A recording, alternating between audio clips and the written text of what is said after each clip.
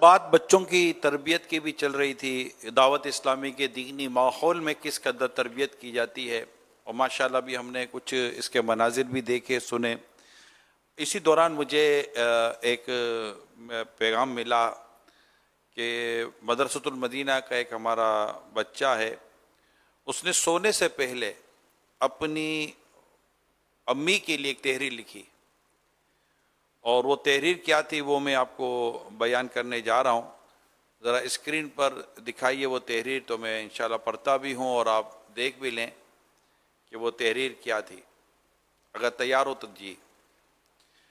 کہتے ہیں، اماں بھائی صبح فجر کے وقت مجھے فجر کے وقت فجر کی نماز کے لیے مجھے جگانا، جماعت کے ساتھ امامہ باندھ کر پڑھوں گا۔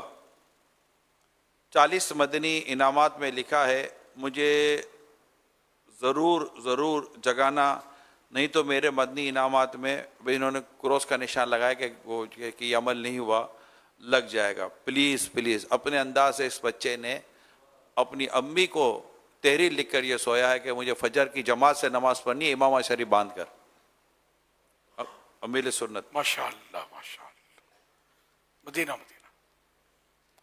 نیک اعمال کا جذبہ کاش ہمارے سارے بچوں کو مل جائے، مسجدیں بھر جائیں ہماری، گناہوں کا زور ختم ہو جائے۔